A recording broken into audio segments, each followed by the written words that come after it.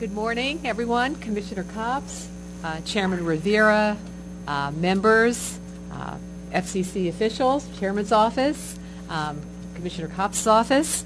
Welcome to our pre-holiday meeting of the Advisory Committee for Diversity in the Digital Age. Thank you for coming today. I know you all are very busy, and I'm hopeful that this time period works better for everybody than the morning time period. If it doesn't, let me know, and we'll go back to 10 o'clock. You have a packet of information before you that has all of the resolutions that are going to be considered today. Everything has been previously emailed to you. The committees have been very, very hard at work.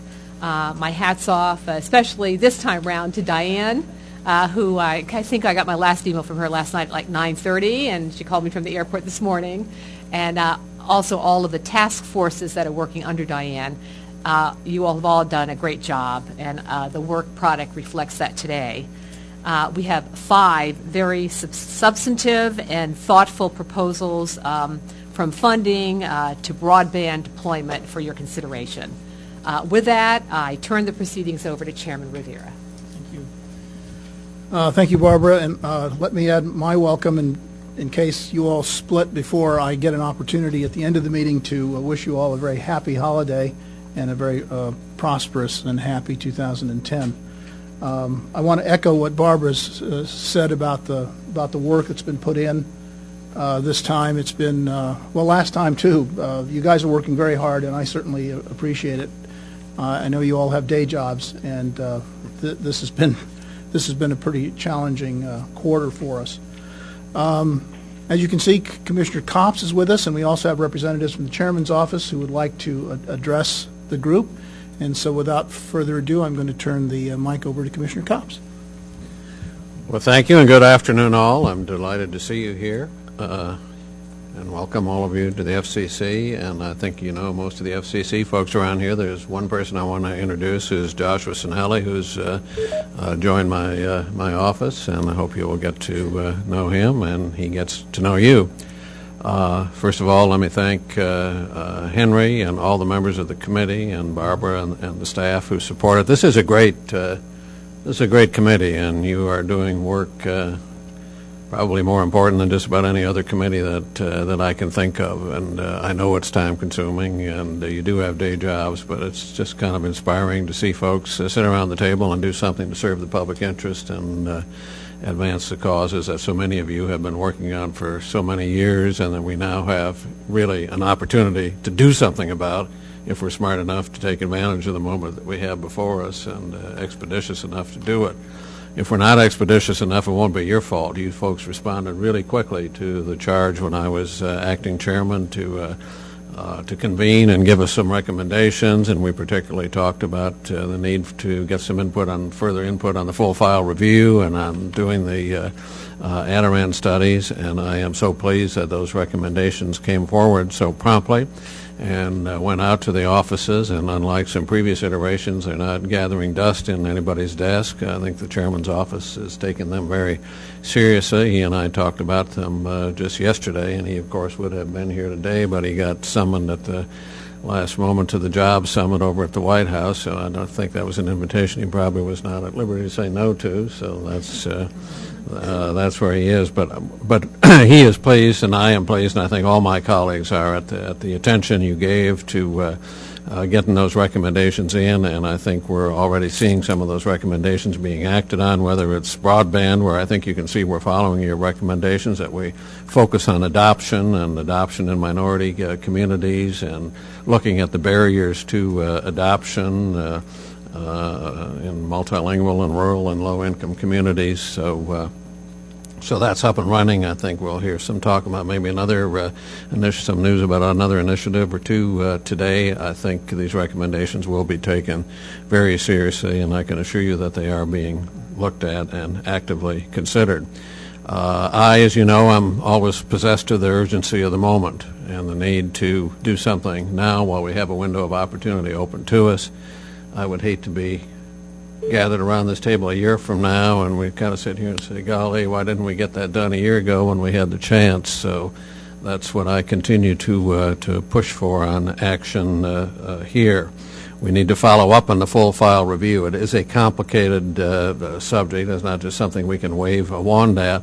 But let's remember, this is an interim kind of solution. We're not talking about the permanent policy to redress the wrongs that have been visited upon minority ownership for generation on generation. This is an interim measure, so we ought to get a rulemaking going to tee that interim measure up and to figure out how quickly we can deploy it and put it to work. The same goes, I think, for the Adirondack studies. I think Tom Reed may be going to talk to you, or maybe Sherrese will talk to you about that today. I'm glad that the chairman has got folks working so actively on figuring out what the parameters need to be for the Adirondack studies. But again, this isn't the long-term solution. This is just laying a foundation and providing the pillars for really taking substantive action somewhere down the line. So. So that's what I'm urging, and I think we'll be able to move these things along fairly expeditiously. I note with interest today that some of the issues of broadcast financing made the newspapers, and some people might not particularly like the exact venue in which that appeared, but nevertheless, it's visibility for the issue of financing and getting people to understand that a lot of companies are being pushed very hard by not just generations lacking incentives for minorities to own these stations, but also by the malaise that's currently impacting our economy and emphasizing the need to get a lifeline out before we have more companies going out of business. Lastly, just a quick second on the quadrennial review. This is going to be a highly important proceeding here at the Commission. I encourage your helping us right now to frame the parameters of that review.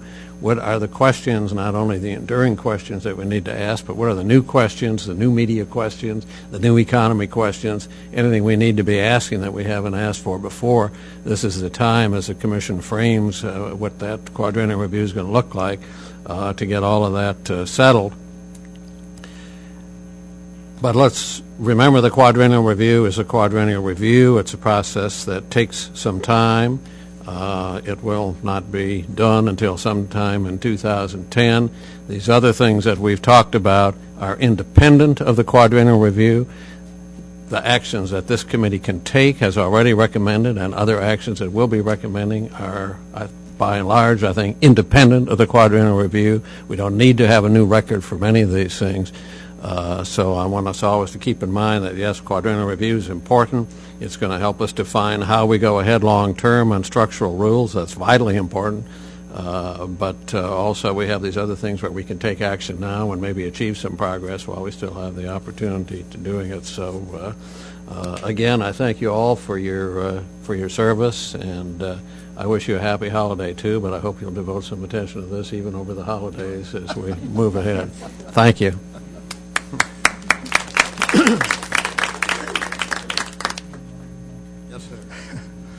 Well, thank you, Mr. Commissioner. We certainly know that we have a friend in your office, and we're very grateful for your interest in our work. And we certainly have or taken your message to heart to seize the day. We're working very hard, and we certainly believe in the things that you say about that particular subject. Moving on, we have two representatives of the Chairman's Office, Bruce Gottlieb and Sherrese Smith, with us today, and we're very happy that you could make it, and you have the floor. Good afternoon, Mr. Chairman, Commissioner Copps, and members of the Diversity Committee. Commissioner Copps is correct. You have us working, and that's a good thing. We are extremely excited to be here. You have been very invigorating, and the ideas have been extremely valuable, and we are definitely taking a look at this. And like I said, we're pleased to be here today. I'd like to first take an opportunity to just say thank you from the chairman. As Commissioner Copps said, he really wanted to be here today, but you're correct. The White House invitation is one that you really can't decline. and he's doing, extremely important work over the Jobs Summit today. But he also wanted to make sure that you all understood how important this work was as well, which is why you do have two members of the chairman's office here to listen both to your prior recommendations as well as the recommendations today. And he wanted us also to pass along, his sincere thanks for all the hard work you're doing. This is extra. This is above everything that you're doing in your regular jobs, but it is important to us. And again, he wanted to say thank you. So we know in the letter that Chairman Rivera sent to Chairman Janikowski, there were a lot of recommendations. And so we wanted to at least highlight a couple of things that we've done in the short term, recognizing that this is just the first step and that there are lots of things to do. This committee has given us a number of recommendations regarding broadband adoption and deployment. And, what we wanted to do initially was to kind of start off with workshops to get more ideas about what we need to do, how we need to handle that. And on August 18th of 2009, Tom Reed's group, ACBO, hosted a workshop on broadband opportunities for small and disadvantaged businesses. The workshop explored how broadband access and availability impact small and disadvantaged businesses. And I think Tom's going to talk about some of these more in depth later on. On October 2nd, we had the Chief Diversity Officer, Mark Lloyd, presented a workshop on diversity and civil rights issues in broadband deployment and adoption. And here the Commission invited a panel of experts to really begin the process of identifying the best strategies for resolving civil rights and diversity issues that may accompany the implementation of the National Broadband Plan. And I can tell you that a lot of those recommendations are being strongly considered and will ultimately be implemented in the National Broadband Plan. So we're very excited about that. We also would like to note that NCTA has been a very strong partner and has recently announced their Adoptions Plus program. And the proposal basically offered to the FCC and NTIA asked for $100 million in federal government funding to support digital media literacy trainings programs offered by local schools. Again, we're really considering some of this stuff because we understand how important it is to the National Broadband Plan and broadband adoption as a whole. So we're starting work on some of those recommendations. This committee has also recommended that we do more for tribal entities. And we have been working on ways to provide incentives for those parties who want to participate and do more in connection with tribal lands. And in the rural radio context, and I know that most of you know that that's been pending for a while, we are currently working on an order that will grant a preference to applicants who will serve tribal communities, and we expect to issue that very, very shortly. And we're very excited about that because we know that that's been an important issue for this committee for a long time. And the commissioners have been very supportive of that, and this committee has been very supportive of that. Finally, we know that funding is an issue. You're going to address it today, and it has been coming up in a lot of the workshops and in prior committee recommendations. And on November 12th, ACBO had hosted a capitalization strategies workshop, and I know that Janelle Trigg was involved in that, and thank you very much. And the panelists consisted of experts in private and public funding options. And the workshop basically provided entrepreneurs with a nuts and bolts understanding of the steps necessary to obtain public or private sector financing. And it also focused on ways that these businesses could better design their marketing efforts for prospective lenders and innovators. Again, we know without the money, it's hard to accomplish a lot of these things. So those are just a couple of things that we wanted to highlight, and we recognize that this is just a start. There are a lot of recommendations, including the Adirondack studies and some of the full file review issues that are complex and are complicated, but I can assure you that we are in the process of reviewing those carefully so that we can have a very thoughtful process in evaluating how we can make those things best work for the committees and the ultimate communities that we serve. And to that end, I would like to take an opportunity to thank Tom Reed because he has agreed to take on a lot of the laboring oar on the evaluation of the various recommendations that this committee is coming up with. As you know, Tom is chief of the Office of Communications Business Opportunities, and he has a full-time job, but he is taking on another full-time job, and he's been doing it with such grace and is just really kind of dug in and started looking at these issues, and we can't thank him enough. He's also going to talk about OCBO's kind of revitalized role with this committee, and he has some recommendations for making sure that we have a better sense of what you need and how we can do it in an efficient and fast basis. So I'm going to turn that over to Tom so that he can address a few of those things. But again, thank you for having us here today. We're excited. We're willing to help you, and we're looking forward to the next few great years. Well, Sherrese, we really appreciate you and Bruce being here, and we very much appreciate the feedback, particularly in terms of what you all are doing in terms of moving our recommendations forward. That's music to our ears. We really appreciate it. Thomas, I'm wondering if I could ask you to hold off on your remarks till we consider our recommendations. Is that okay with you? Yeah. All right. But we're very pleased that you're stepping up. That too is music to our ears. That's really great. And we look forward to hearing from you. Do we need to take a roll? We need to roll Williams. Okay. We need to find out who's on the phone so we can make sure we have a quorum. So could you start identifying yourself? Anita Graham. Thank you, Anita. Frank Flores, SBS. I'm sorry, who was that? Frank Flores, SBS. Thank you, Frank. You're welcome. Kathy Brown, Verizon. Thanks, Kathy. Jeffrey Blackwell, Chickasaw Nation Industries. Thanks, Jeff.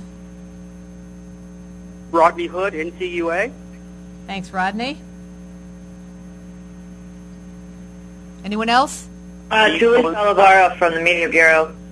Great. Hi, Julie. Steve Hillard with Council Tree. Okay. Anyone else? That's it. Thank you very much. I think we're set. Thank you. Welcome to all of you on the phone. I'm going to change the agenda slightly because David has got to go and catch an airplane. So we're going to put him and his recommendations up first. So David, the floor is yours. Thank you, Mr. Chairman.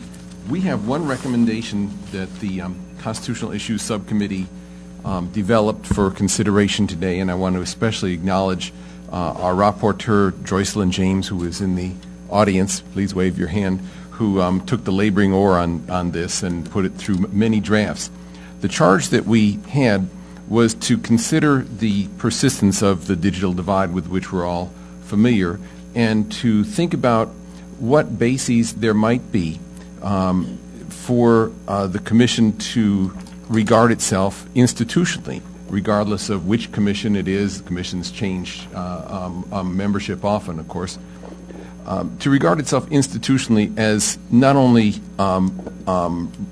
having the voluntary obligation to look at this, the discretionary obligation to do so, but whether it is essentially compelled because of the nature of what the digital divide is and what it stands for in a society which has become an information society.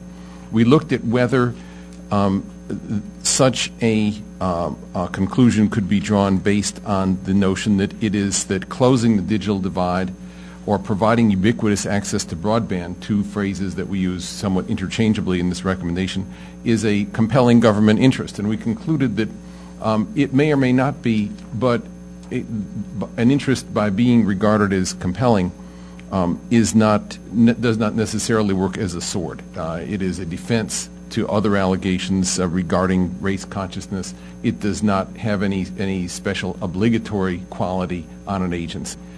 We also looked at the question of whether, as some have suggested in the academic space, access to broadband in this day and age is a fundamental right, or has become a fundamental right, or might.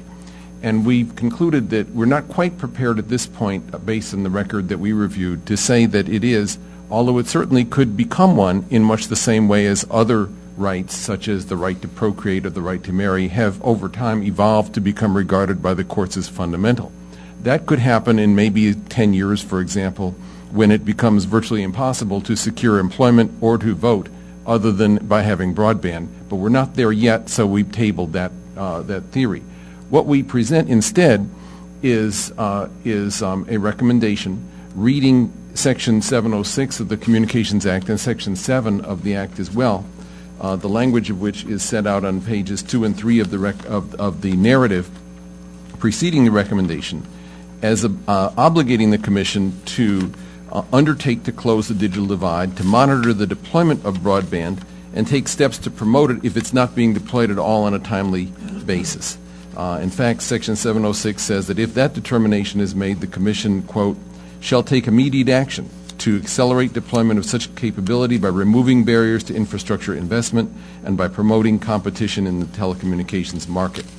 So the recommendation before us today, which is found on pages 6 and 7 of the narrative that you have, is essentially this, that the advisory committee would recommend that the agency closely analyze how its broadband policy or rulemaking proposals will impact the digital divide, that it do so before it acts in major proceedings, unlike as Commissioner Copps has analogized another proceedings taking a ready, fire, aim approach, and specifically concluding that in the major proceedings before the Commission now, the major rulemaking proceedings, the Commission should analyze in detail the anticipated effects of rule or policy changes in the digital divide and craft any new rules or policies in a manner that ensures to the extent possible that these rules and policies will be instrumental in closing the digital divide.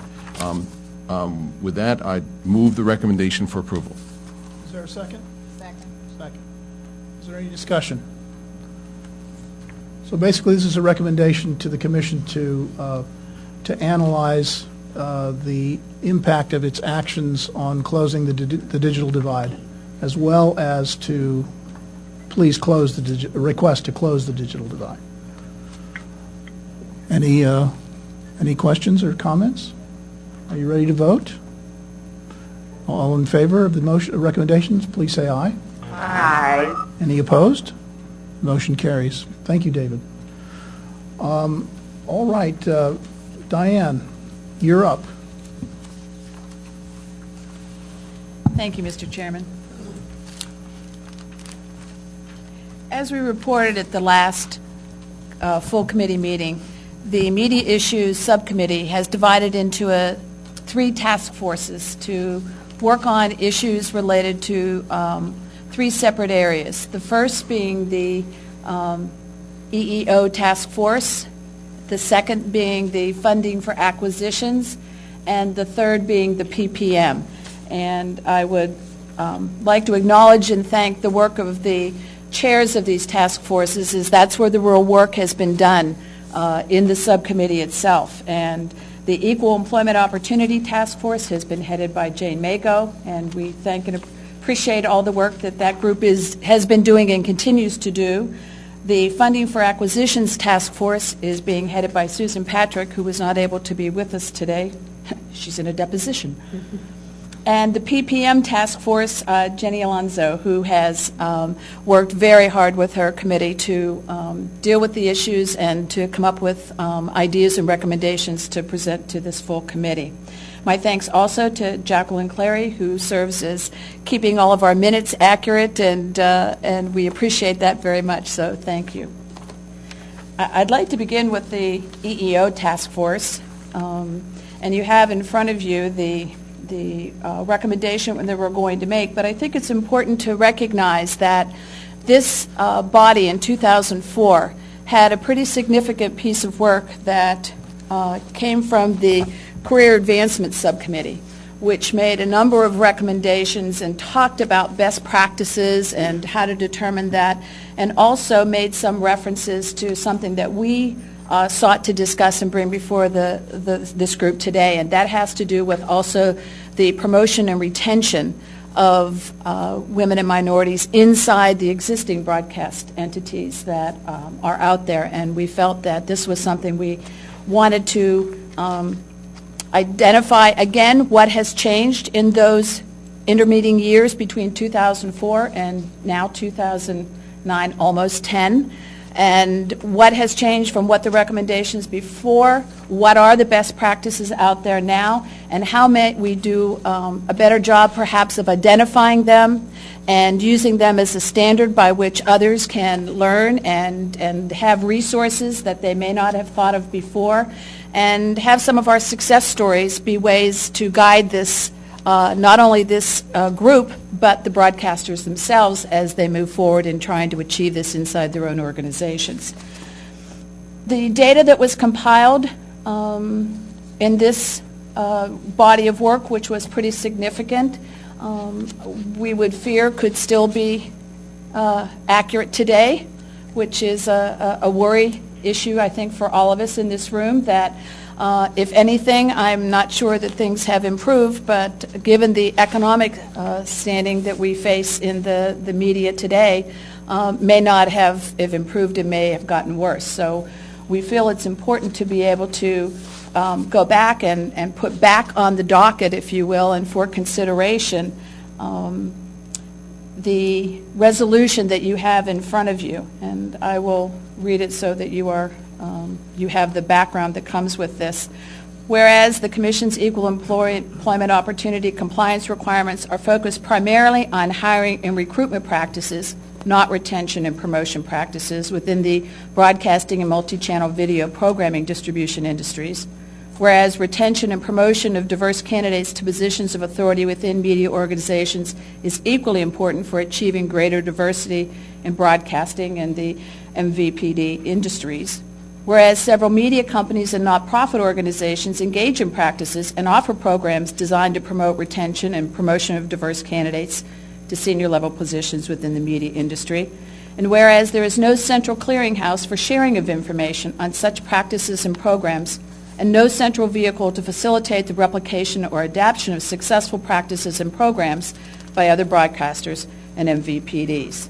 Therefore, be it resolved that the Media Issues Subcommittee of the FCC Advisory Committee on Diversity for Communications in the Digital Age strongly urges the Commission, 1, to convene a forum where communications companies and nonprofit organizations can share information about successful practices and programs for the retention and promotion of diverse candidates, and 2, to consider whether additional compliance options should be added to the Commission's EEO rules so that more activities focused on retention and promotion of diverse candidates would count toward the EEO compliance. We submit this for the full Commission's consideration. Chair will take that as a motion. Is there a second? Second. Is there any discussion? David. Two things, Mr. Chairman. First, I wonder if I could offer a minor friendly amendment, which is that, and that the chairman be given editorial privileges to do this so we don't have to do it right now, which is just to make reference here to the best practices report and the 2004 recommendation to much the same effect as is reflected here with regard to retention and mentoring. I'm sorry, whose report was it? Right. Yeah, I mean to specifically cite it so those not familiar with it will see that in fact. We can certainly add that site. Yes. Yep. So you'll take that as a friendly amendment, Diane? Yes. Okay. Okay. The chairman of the task force agrees, and All right. I would woefully be mistaken to go against that. Thank you. The other thing, there is some context here. There really are two big problems with EEO and enforcement at the Commission. And a lesser but important one, which is the lesser but important one, is in fact addressed by this recommendation. That is that the industries are in some cases shrinking, and consequently it's important to focus on retention and mentoring, not just recruitment as the benchmark for compliance. But the bigger problems are really two. First is that we haven't had any meaningful EEO enforcement in 8 years. None. If you look at the statistics on the cases brought and the decisions reached and the and most important, the forfeitures issued, they're at about 4 or 5% of comparable levels 10 years before. And it is not because suddenly overnight discrimination stopped taking place. If you look at the audits that have occurred, there hasn't been, I think, but more than 2 or 3 instances in 8 years when anyone flunked an audit. That means the audit hasn't been calibrated at a meaningful level, especially when other independent studies showed that as many as a third of broadcasters were failing what should have been the rules as you interpret, as they facially say. We've seen radio journalism minority employment drop to levels of about where they were in the 1950s. It's actually been that bad. There's just been a purge. RTNDA's statistics had to demonstrate that. Why? Because the Commission doesn't keep track anymore because of this contentious issue of whether to even record how many minorities and women are employed at a given time and let the public know and trust the public not to misuse that information. That question is critical. The reason it's critical is that the Commission has found time and again that the most significant and important way that, especially in broadcasting, a relatively small industry, the discrimination occurs is by word-of-mouth recruitment being done almost exclusively, and when it is done by a homogeneous workplace. That can only be discerned by looking at this Form 395 data. So I want to recommend, if I could, that the subcommittee in its next couple months take on really two critical questions. What should be the type of enforcement that's done, including the type of data reporting that ought to be done? And second, once we make recommendations on that subject, should we have platform neutrality? Should rules that apply to one industry also apply to others? Just as there's virtually no enforcement for broadcasting and cable, there's none at all for wireless, wireline, and other new technologies. So that's simply a request to the subcommittee chair to take on those additional tasks. So, Diane, would you take that under advisement? Thank you. Karen. Yes, Mr. Chair. I just have a more technical question on the resolution. I'm wondering whether it should now be resolved, not focused on the media issue subcommittee, but the whole advisory committee. Is that really the resolution that we're sending to the Commission? Okay, I'm not following you. I'm sorry. Okay. It says resolve that the media issue subcommittee of the FCC, as opposed to the FCC advisory committee. We'll take care of that in the editorials. It was a very good catch, though. Thanks so much, Karen. Any other comments or questions? Yes, indeed. Ask a quick question here on number 2, where consider whether additional compliance options should be added. Is that in there because there are compliance options out there now that are being used and that should be recognized, or is this a request for companies to develop new compliance options? It's actually a request for the Commission to look at adding to those things, those 16 various categories that exist now, which all deal with actual recruitment, that they would consider and add criteria that would resolve the issues of retention and promotion within the broadcasting industry and other communications media. So you're not saying there are things that are being done out there that the Commission does not recognize but should recognize? It's not going there. What we are saying is that the criteria now that the standards that the broadcasters are being held to and other media that are under this regulation do not provide any consideration or any credit, if you will, under the system that exists for retention, mentoring within an industry organization or stations. Commissioner, if I may add to that, I think that the other concept here is that having it be something that's on the checklist that the Commission has in terms of the options would give additional incentives for focus by the companies on that, and that was the purpose of what we were trying to get to here.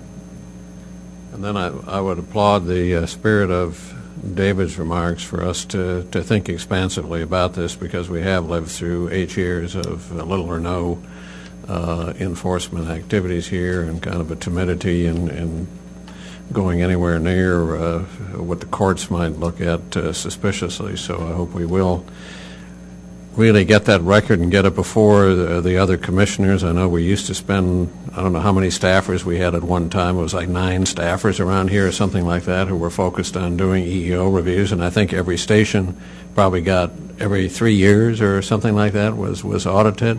and now it's maybe, what, a couple or 3 or 4% that maybe get 5%. So that's not in line with the spirit of equal opportunity. So I think this is an opportunity to educate everybody at the Commission about this, familiarize them with the history of the timidity that has reigned around here, and to come up with some positive suggestions to really put some teeth into what we're doing. Thank you, Commissioner. Yes, indeed.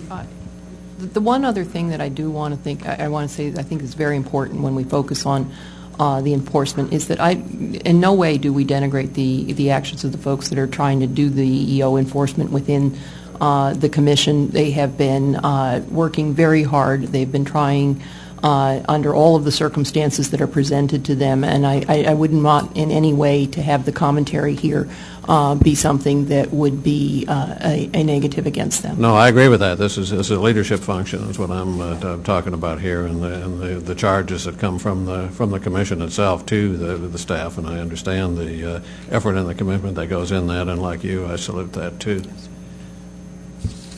Yeah, that's a great point, Jane. Thanks for mentioning that. I would also note that in the 2004 recommendation with regard to the EEO language, there is some language in there about retention, in case anyone wants to look at that. Yeah, they do address retention, mentoring. All of those things were addressed in the 2004 document. Any other comments or questions? Are you ready to vote? All in favor, say aye. Aye. Opposed? The ayes have it. Thank you very much, Diane. Your next recommendation? Thank you. The next recommendation comes from the Funding Acquisitions Task Force. This has been a major issue that we've been hearing about both in the trade press, and we all know from the economic challenges that the entire country is facing that the world of banking, the world of investment has changed dramatically. And the impact that has had when it relates to the acquisition opportunities for women and minorities to acquire and operate broadcast properties has been affected perhaps disproportionately because of the nature of what's gone on. This is not new. The economic downturn has simply become dire, but the challenge for funding for acquisitions has existed for quite a long time. And over the course of time, the uniqueness of our industry, the uniqueness of broadcast lending and investment means that it is something that takes experience to understand. The inability to secure an FCC, have a security interest in an FCC license. How do you deal with a heavily regulated industry in terms of what does that mean for equity participation and ownership? All of those questions have made it a unique lending situation, and many banks and lending institutions have not entered into this, especially smaller ones, because of the unique things that affect our industry. But this has generally happened that the lending has come and it has been done for larger lending and for larger deals. And that has virtually disappeared at this point. The stations in some of the smaller markets have opportunities because they are much more local, if you will, and that their lending institutions, the smaller regional banks, have a high interest in lending to community-related businesses, and yet they are the least familiar with the challenges of broadcast lending. They are the least experienced in understanding what are the particulars and what are the unique things that have to do in this business. And so the smaller outlets are the ones that we believe have opportunity if they could understand the business better, if they knew how it functioned, and how are those banks and institutions that have lent, how do they do that? What is the structure and what does it look like? Most local and regional banks are asset lenders, meaning that they like to have things they can repossess. So if it's an industry and they can go in and take your equipment, or if you're housed in a building, well, as we all know, in lending to media, the equipment and the building is probably the smallest portion of the value of the station. And in fact, the value of the station is largely in its license, for which they cannot take a secured interest. However, there are many ways to be able to work within the requirements of the Commission to be able to have a successful relationship with banks, and that has been done. But the smaller banks, the regional banks, have shied away from it because it's just a little too scary for them. Well, we believe that there are ways that we can address that. And in fact, this very body has acknowledged that and has talked about that in the past. In 2002, the Small Business Financing Seminar was held at the FCC, which had presentations from numerous private sector investment professionals and government representatives. A senior lending panel meeting was held at the FCC in January of 2004 that addressed many of these challenges that minorities and women face today. And the previous Committee on Diversity had a number of resolutions that urged the FCC to lift or relax the ban on the security interest on the FCC license. The FCC also held an en banc hearing for access to capital in July of 2008 in New York City. So clearly this has been a recurring issue. It has been one that this body has faced in the past, and now we hope to provide perhaps some specifics on how we might be able to address it today to provide opportunities for women and minorities to be able to work with smaller and regional banks. And just so that you know, in the creation of these recommendations, the task force has held numerous meetings and convened a meeting of subject matter experts, many of whom have written articles or have created papers which address all of these issues. And we have begun as a committee to get all of those put together. We are addressing by getting those issues together, those papers, and we have a number of members of the legal community from the FCC bar who are working with us, others in the banking industry who have offered to work with us to be able to create a data bank of information that can provide the kind of information that would allow an understanding of how to lend, what it looks like, and how to get a successful broadcast deal done. And so the first recommendation that the Media Issues Subcommittee would like to propose is an expansion of the FCC's website to include a dedicated section of the site for educational materials for regional and local lenders, investors, and minority and women seeking funding for broadcast acquisitions. In addition, the subcommittee recommends that the Office of Communications Business Opportunities, Tom, I knew you'd be pleased to hear that, be tasked with implementing this recommendation on a day-to-day basis. And we would hope that they would be provided the budget to carry forward this recommendation, to take oversight responsibility for making this happen. The materials themselves will be provided by knowledgeable third parties on those topics. And we have actually provided an outline, which you will see that follows, that addresses the specific areas that we believe are beginning, not the end, but a beginning of what they would look like. As you can see, it talks about the industry, the broadcasting industry overall, and goes to how to evaluate broadcast properties themselves, issues and nuances of broadcasting that lenders face, investors, the things that are particular to investing in this industry, continues on for educational materials for women and minority that are seeking the funds themselves, and miscellaneous educational materials. The subcommittee would continue to work with the commission to identify the people that would indeed be required to do that, and would serve as a resource to providing that. And as I say, we have already begun to do that and have a number of articles and information put together. So let's vote on that recommendation. Chair will take that as a motion. Is there a second? Second. Is there any comment or question on this recommendation? Seeing none? Oh, yes, Jenny? And I just, I'm not sure. This is just for broadcast. So what about if somebody wanted to buy a small cable network or start like an online broadband Good question. channel? Yeah. Many of the things that are in here are specific to the nuances of broadcast lending. However, there are other things that are in here, as you can see from the outline, that would apply across the board. So I think it will be some of each. Any other questions? All those in favor, say aye. Aye. Opposed? Motion carries. Thank you. Thank you. Recommendation 2. Yes.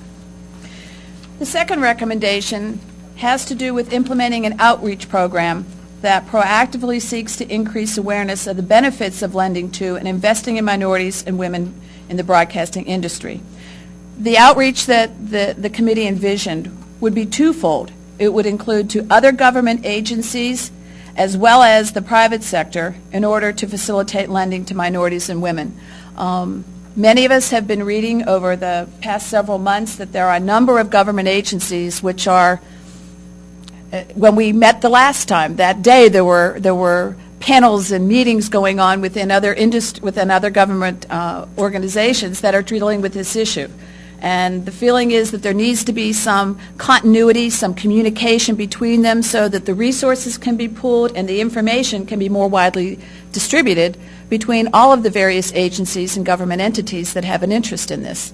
So that is the government center, the government public sector outreach that has been suggested. And you see in item B, there's a list of all of the ones that are potentially considered. While it is not a complete list, or an exhaustive list, it is simply the beginning of where we think the coordination might come, and then the other being within the private sector. And we think that this private sector outreach would be creating seminars, workshops, and panels, not unlike the en banc hearing that was held in New York, but to be more specific in terms of providing answers and solutions, as that was more of an informational meeting, that could be done regionally, that could go around the country to be able to invite regional lenders and local lenders to come to that. Then we would assume that on that panel would be not only members of the commission to be able to answer questions, but it would be those private entity private equity investors, banks, that could then talk about the experience they've had, how they've done lending, and serve as a resource to people in the regions that we might be able to go to be able to make that happen. We think that this also can be accomplished by providing these resources and these seminars at existing industry events and activities, whether it's the NAB, the annual radio show, that there are ways now that we could use that gathering to further this recommendation. So we have suggested both of those as part of this recommendation number 2 that we would submit for the full committee's consideration. Is there a second? Second. Any discussion? Yes, Howie? Diane, I guess we can assume that private investors, angel investors, are embedded in your list of 8 somewhere? Yes. Okay. Yeah, Howie? My thought was on this list that's on B. I know Rodney Hood from the Credit Union Association is on the call. I'm not certain that the credit unions should be included because we're not only thinking about just acquisition capital, but also lines of credit as ongoing operations. And I'd like to suggest that his group be included. Rodney? That's a good point, Howie. Thank you. And you're right. Some of the larger credit unions definitely could play an active role. Well, thank you. We are looking to be inclusive, not inclusive or exclusive. Any other comments? And can I just ask that if there are, we present this as a thought starter, if you will, and just as the comment that you just made, Howie, thank you, we would ask if there are other entities, other organizations, or other things you would like to have us include. We welcome that, and in fact, present this hoping that it will be a thought starter. All in favor of the motion, say aye. Aye. Aye. Opposed? Ayes have it. Thank you. Thank you.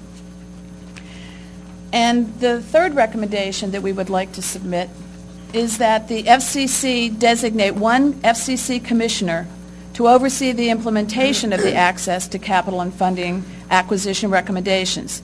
And we list the things that ideally the Commissioner would oversee, and as you see, it is many of the things we have just talked about, but also is expanded to include things that could be the reinstatement of the tax certificate and divestiture of broadcast stations to minority or women-owned businesses, that there would be a designated commissioner who could then oversee this within the FCC itself, with whom the committee could work to have this be, all of the recommendations be implemented. And they would work with the OCBO as well. Absolutely. Yep. Is there a second? Second. Any questions or comments about this recommendation? David. Just wanted to note, this is a very important recommendation. In the Carter administration and throughout most of the 1960s, the agency had the practice of designating specific commissioners to write orders, to chair task forces, and to undertake tasks like this. It was a good idea then. It was abandoned in the early 1980s. This is certainly important enough to start that practice again. And the reference to 257 is particularly vital, because that's the portion of the Act that addresses market entry barriers. We haven't had a useful 257 report since 2000. The next one is due actually this month, that report to Congress. So this couldn't be more timely, and I think it's one of the most important things that this body will have done if we vote this out. Thank you. Any other comments or questions? All in favor of the recommendation, say aye. Aye. Opposed? Motion carries. Thank you, Diane. Thank you. And now we move to the Personal People Meter Task Force.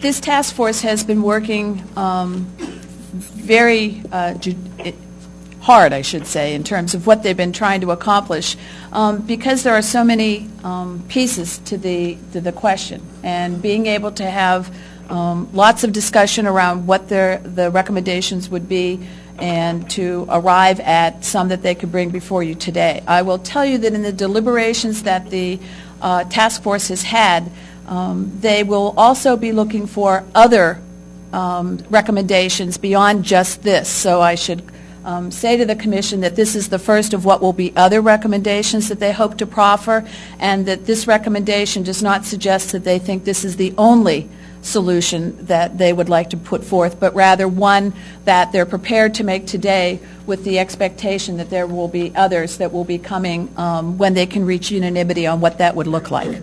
So I just mentioned that in the context of what we're recommending today, that this is the one they're bringing to the full committee today, but it's not the only one. And it also refers to the fact that the PPM methodology that has been a great point of discussion, that at the current time there are 33 markets in which the well, there are 25 now and 8 planned by the end of 2009, for a total of 33 markets, of which only 2 have actually received the Media Ratings Council approval and accreditation.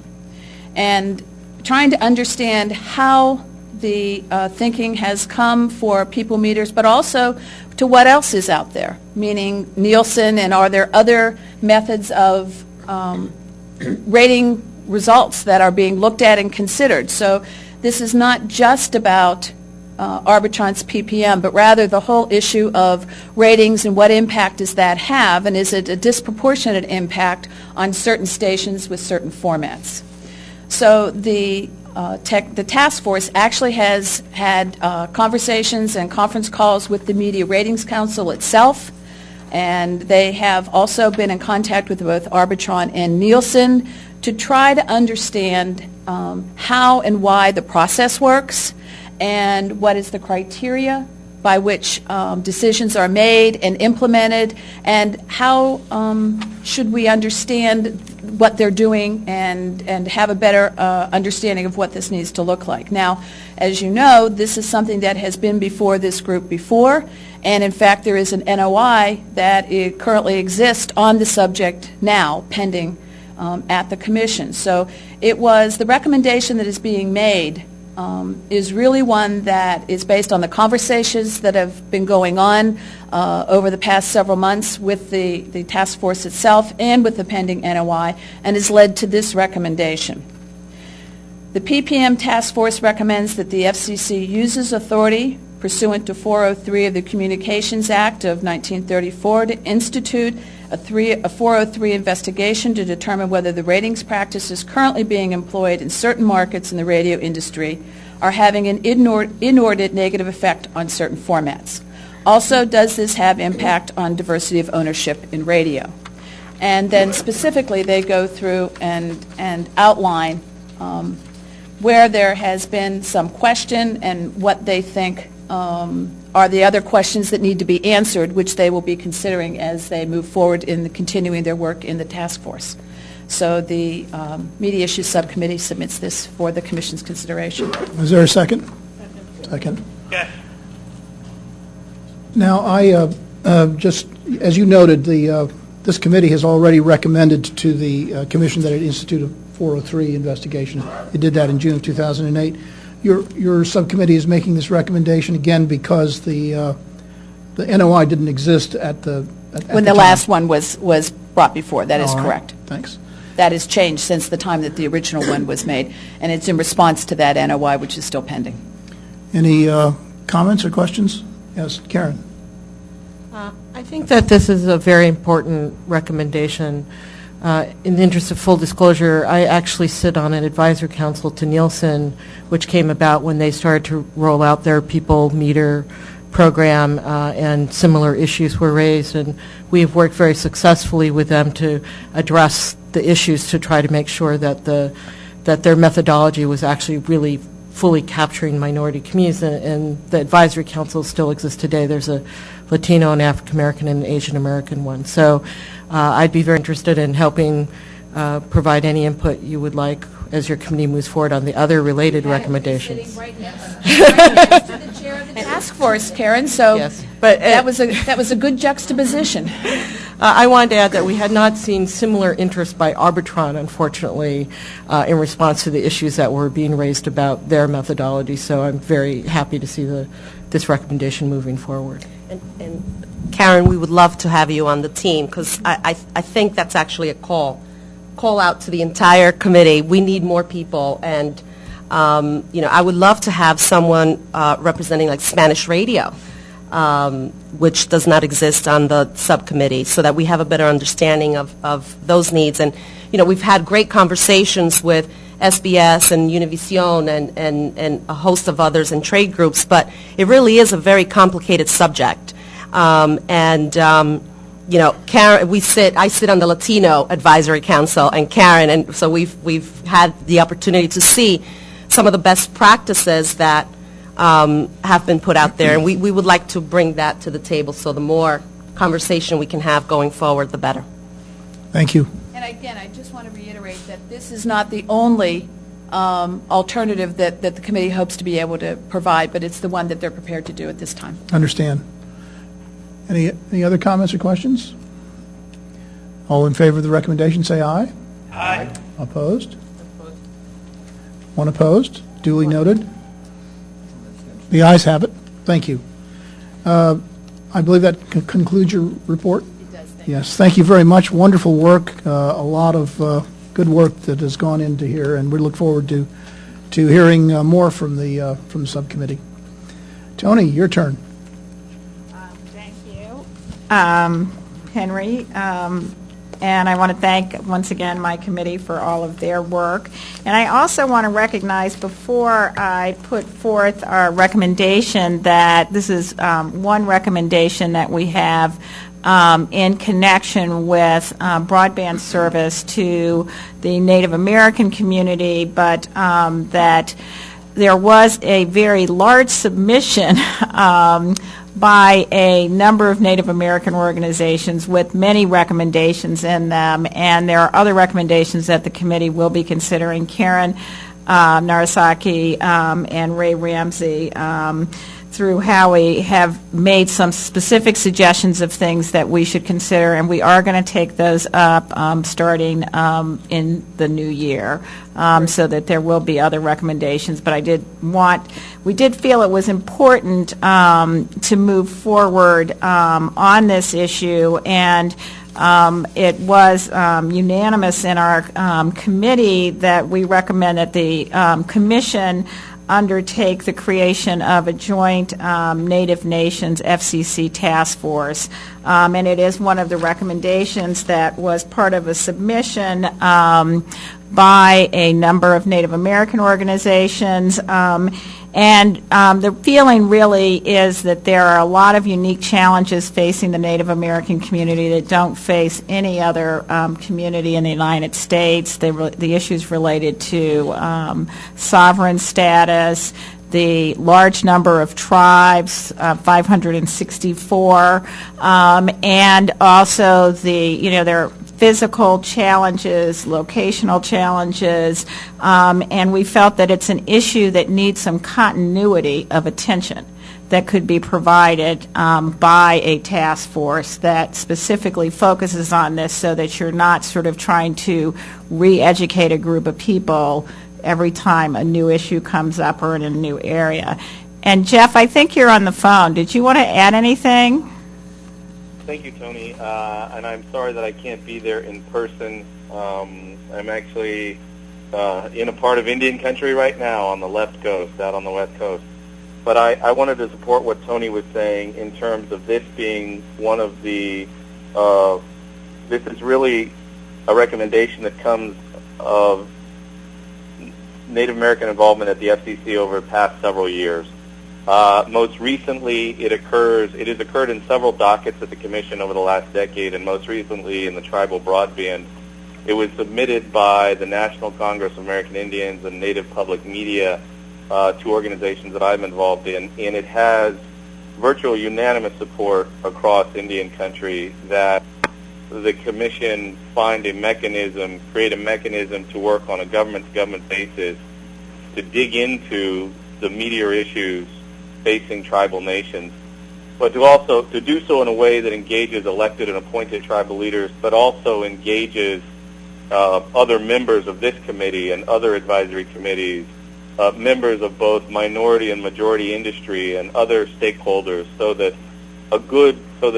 recommendations and tasks, genuine tasks, can be arrived at through a full picture of what is going on tribal lands. So, from the National Congress of American Indians and Native Public Media, we thank the consideration of the subcommittee and recommend this recommendation to the full committee. Thank you, Tony. You're welcome.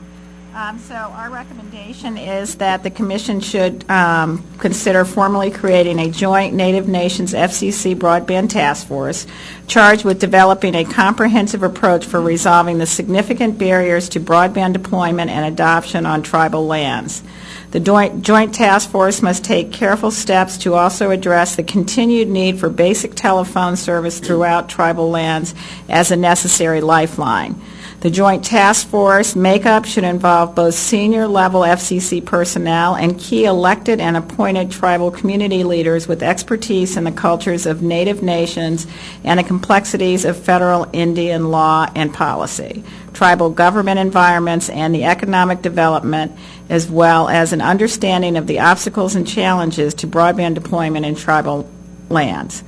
That would be about 100 people, I think, that we would need.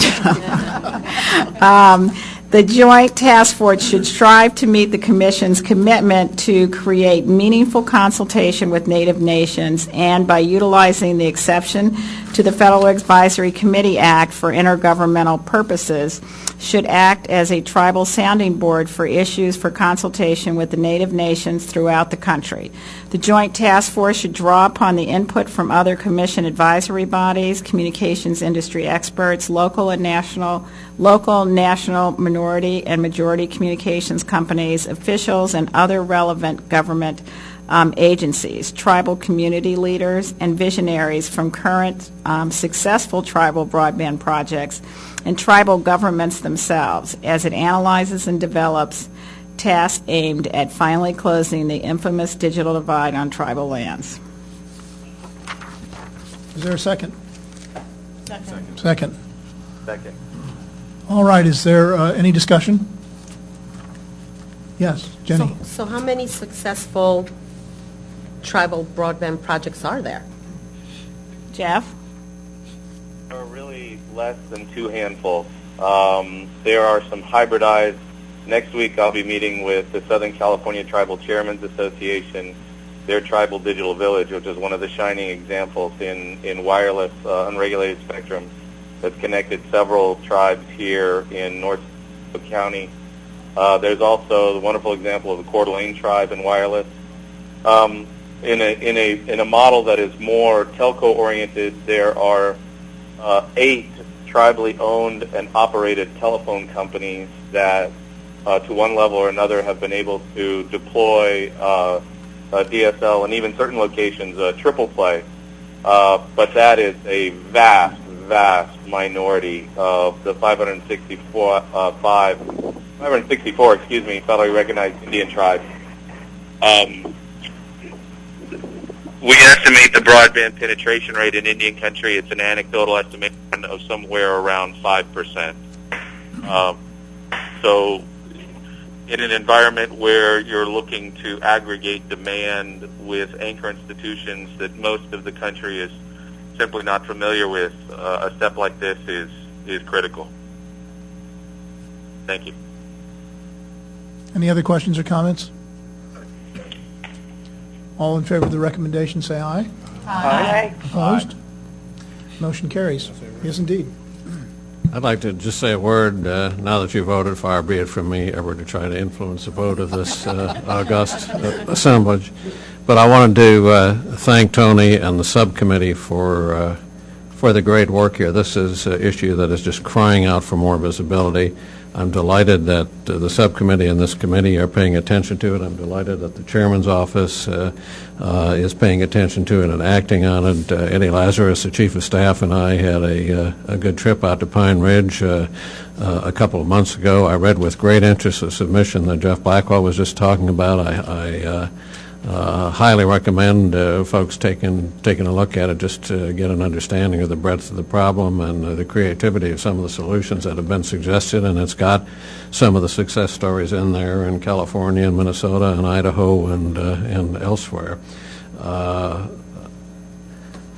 going to be talking a lot about this between now and February 17th, and I think one of the tests that you can apply to the success and the credibility of the broadband plan is how it treats this particular subject matter. So we welcome your attention to this, and I thank you for it. Thank you, Commissioner. Well, I just want to say before we give the floor to Thomas that this is a very impressive body of work. You guys have really gone above and beyond here. I want to tell you how very proud I am to be associated with all of you. This is really first-class work, and I hope you should be very proud of yourselves. So thank you. Henry, I'm just wondering if I could explain my opposition, since I realize not everybody's been on the last 3 diversity committee iterations. Sure. Okay. It's just we're opposed to what we see as the expansion of the FCC's authority over an entity which we see as having no jurisdiction over, and that there are other ways that we think are better to address the problem, as Diane alluded to. So just wanted, this was a vote we similar to the vote we had a couple of years ago, I guess, when it came up then. So just to clarify.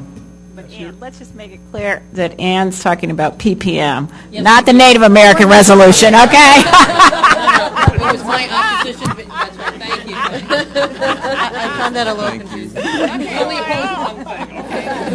And that wasn't the one she was opposed to. Right. Thank you for clarifying that. And Ann, you're consistent. You're right. You voted against it in June of 2008. So we understood. But thank you for your clarification. So Thomas, you have the floor, sir. And thank you for being here. We're delighted to see you. Thank you. Thank you very much. Good afternoon, everybody. I guess it's very clear that we'll be seeing a lot of each other. So, but first I'd like to echo the thanks that Commissioner Copps delivered and Commissioner Chairman Janikowski. The yeoman's work that this committee does since I just started here at the FCC and excited to be here and excited to be here today. Just started at the FCC in August and have seen a lot of the work that this committee has done and have admired it and I'm looking forward to working with you all very closely. I've met many of you already. I'm looking forward to getting to know all of you. And for those of you who don't know, my office, OCBO, the Office of Communications Business Opportunities, really is the principal contact within the Commission for small and diverse businesses. And I consider our purpose as twofold. One, to promote programs and policies that encourage small and diverse businesses to become increasingly more engaged in the decision-making process here at the FCC. That's the first prong. The second prong really is the business development prong, and that is to, again, promote programs and policies that, that will encourage new entry, small businesses, women and minority-owned businesses, to provide them with the information on FCC guidelines and policies, on licensing and spectrum, and other information, access to capital, that will enable them to compete more vigorously in the marketplace. And so clearly the mission that we have is aligned with yours. And so as the chairman and I have spoken about already, we'd like to sort of reintroduce our office to this organization in a way that really bolsters the work that's already being done by Barbara and Jamila and Carolyn. You should consider me at your disposal and my staff at your disposal. And I know that with many of the proposals, that will be not a difficult thing. So that's right. That's right. So you know where I am. I can't hide. I'm one of the taller guys here, so I'm easy to find. But I would also like to say that I inherited a staff of very, very dedicated and talented lawyers and outreach specialists who are excited to do this work, are anxious to do this work. So you know, it's only appropriate that the recommendations that you make and that we approve, that we be a conduit for that effort. So in a more direct way, too, I think going forward, the way I would like to operationalize our increased relationship, I've already assigned 3 attorneys to support the work that Carolyn and Jamila and Barbara are doing, so that they can fill in as needed, can liaise with this committee as needed. I certainly welcome, in addition to the recommendations that are made here formally, ideas that you have that are informal about the work that we do. Sherrese mentioned, and thank you again, Sherrese, for those kind words earlier. A couple of the workshops that we've already done along these lines, the workshop that we hosted in August on broadband and small business entry and using broadband applications to expand their competitive abilities. That workshop was a very interesting workshop where we brought policy experts in talking about really about adoption issues, some deployment issues within broadband, but mostly about adoption. There were telcos that were small and minority and women-owned telcos that also spoke and talked about some of the barriers that they face, and some that were trying to be a part of the deployment effort talked about the resource issues, the access to capital issues that they faced in participating in that effort.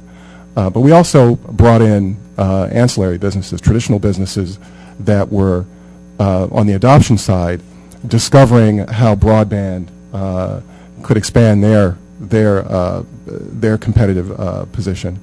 One of those businesses was Cake Love, and we actually pushed them to bring samples, but he forgot. That was kind of a failing, but we'll have him back anyway. But that's one business that does all of his accounting and payroll virtually. So, and there were other businesses that talked about, how they were able to enter the marketplace without staff, without physical infrastructure, without inventory, and could establish a business totally on the internet. So we were excited to be a part of that process. And more recently, the Access to Capital workshop that we held a couple weeks ago that Sherrese mentioned, we were very excited to be a part of that process. Janelle brought her expertise and talked about TDF. We had representatives from private investors talking about, the challenges to receiving capital for them, but also talking about strategy, which was more important to us. Very straightforward. How do you get money from private investors? And then we had public sector experts, NTIA, RUS, SBA, also talking about those very things, which we think was very useful. And a lot of our constituents came back to us and found the information useful. One of the things that we also did that was different for us and different for the FCC was we coordinated one-on-one sessions between entrepreneurs that were participating in that workshop and our private investor panelists so that they could sit down with individuals that had the money and learn more about how they can make their presentations more palatable to those individuals, how they can make them more effective, so they receive critical analysis of their presentations and their business plans. And so that was our first go around. It wasn't a new idea. That's one of the great things about this. You guys come up with great ideas. We just steal them. So we're excited. There are a number of other programs that are in their nascent stages that we are pushing forward, and we look forward to working with all of you. We look forward to doing more access to capital workshops. I think that's something that we want to do on a regular basis. It's only the beginning of the conversation when you have a one-day session on that issue. We hope to do it at least annually. So with that, I see the floor. I'm between everybody and adjournment of this meeting, so I think I'm going to be quiet. But again, thank you for inviting me, and I look forward to working with all of you. Sure. Tom, the Media Issues Subcommittee, with its task force, would welcome the opportunity to work with you on that funding for acquisitions and access to capital. We have a lot of resources that we could help identify, I think, for you, and to be able to provide some context for some of these conversations with both the broadcasters themselves, with existing lenders, that sort of thing. So we'd be very happy to help with that. And thank you again for being here, Thomas. We really look forward to working with you, and we're delighted that OCBO is going to be a resource to this committee. We can use the help. I want to mention to you that our next meeting will be sometime in March, probably late March, and I need to work with Barbara to find a date that we can use this room. And so committee chairs will be looking for some more of your great ideas at that meeting. And we're also considering having a meeting in January, late January, just before the broadband plan is finalized. I thought it might be a good idea for us to get a report, basically, of what's going on with the broadband plan in terms of the things that we care about. To see that the interests that this committee is interested in are being carried forward. We're not ready to announce that yet. We still got a little homework and background work to do on that. So, but stay tuned, and you won't need to do anything on that, I don't think, other than just come and listen and then give your input. But we'll get back to you on that. We haven't quite finalized that. And I thank Jamila for calling that to my attention. It's really a good idea. So we'll be letting you know about that. Does anybody have anything else to bring before this august group? I just have a question. Sure. These recommendations now, are they just self-effectuating and go forward as they are, or is there some procedure? Or? Yeah, as we did last time, I will draft a letter to the chairman's office, and we'll assign those, or we'll send those to the chairman's office. There are a few editorials we've got to fix, and then Barbara posts them to the website. I'll send you all a revised version, just to make sure everyone's okay with the editorial changes. And you'll see today, even if you go on our website today, the FACA website, you'll see the proposals that were considered today. So we try to keep it up to date. Anything else? Henry? Yes. Kathy Brown. Hi, Kathy.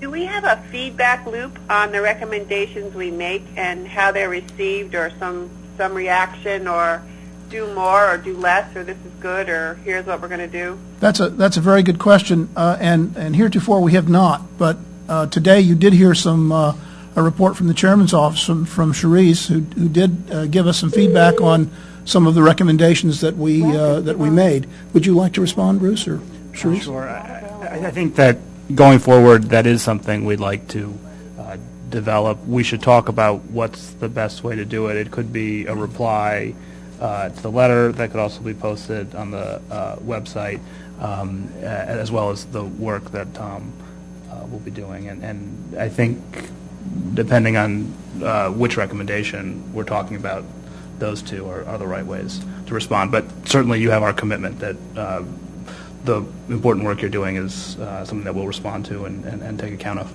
Thank you, Bruce. And more is better than less. Excellent question, Kathy. Thank you so much. Anything else? All right, we'll stand adjourned. And again, happy holidays to all of you.